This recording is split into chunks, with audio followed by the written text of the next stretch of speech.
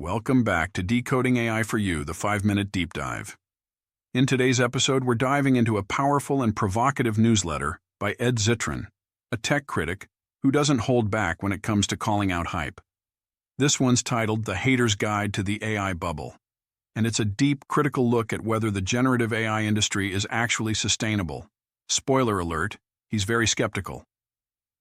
After we unpack the key risks Ed lays out, I'll also walk you through smart, practical strategies that regular businesses and employees can use to protect themselves while still benefiting from AI. Let's start with the big picture. Zitron believes the generative AI industry, especially large language models like ChatGPT, is financially unsustainable, wildly overhyped, and propped up by shaky economics. He argues that the only truly profitable company in this space is NVIDIA, because it sells the GPUs everyone else needs. Big tech firms like Microsoft, Amazon, Google, and Meta are investing billions into AI infrastructure, but making little or no profit in return. AI startups are burning investor money, many with no clear path to profitability. Most so-called AI agents, the tools we're told will replace entire jobs, are glorified chatbots that fail often and deliver inconsistent results. Zitron takes it further. He warns that much of the U.S. stock market's current strength is being held up by a handful of companies, the so-called Magnificent Seven, who are betting big on generative AI.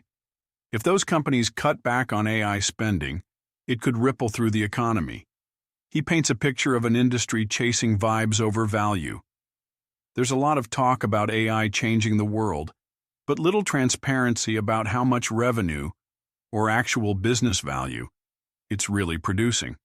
And for regular businesses, that's a warning sign, because we're the ones expected to adopt these tools, even though the creators of the tools haven't proven they're profitable or even reliable. One of Zitron's sharpest criticisms is around the term AI agents. These are tools marketed as if they're autonomous digital employees, capable of planning weddings, booking trips, or handling multi-step business processes. But in practice, he says they're inconsistent, expensive, and don't really work. If you're running a small business, maybe designing booths or managing trade show logistics, that's a big risk. Imagine trusting one of these tools to manage project deadlines or vendor coordination, only for it to misfire. That's not just frustrating, that's damaging to your brand. So let's shift from alarm to action. Zitron makes a strong case that there are real risks, but that doesn't mean we should ignore AI entirely. It means we need to be smarter and more strategic. Start with education. The first thing we can all do, whether you're an employee or a business owner, is educate ourselves on the actual limitations of these tools. Understand what LLMs can do well and where they fail. Don't assume an AI agent will behave like a reliable assistant. Treat it like an intern, useful but only with oversight. Second, avoid fragile workflows.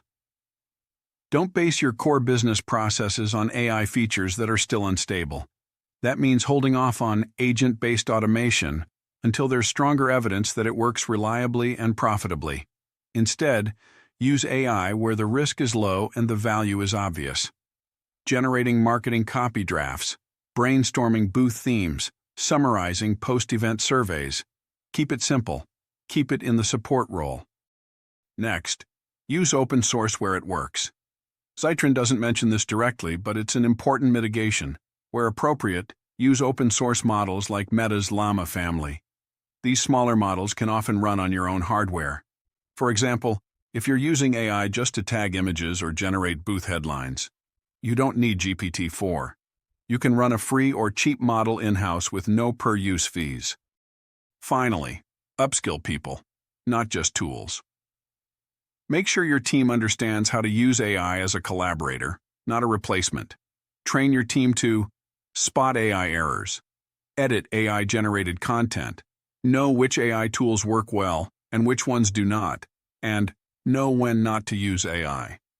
This is your moat. Human expertise plus AI equals smarter decisions, faster. So here's the bottom line. Ed Zitron raises real concern, and I agree with a lot of them. The economics behind generative AI today are shaky, The promises are often exaggerated, and if you're not careful, you could build something on top of a house of cards. But if you stay grounded, skeptical, and ROI-focused, there is a potentially large opportunity. Use generative AI like you would any new tool. Test it, measure it, and never fall for the hype. Thanks for watching Decoding AI for You. If you found this useful, don't forget to like, subscribe, and share. Let's keep exploring the future of AI together. See you next time.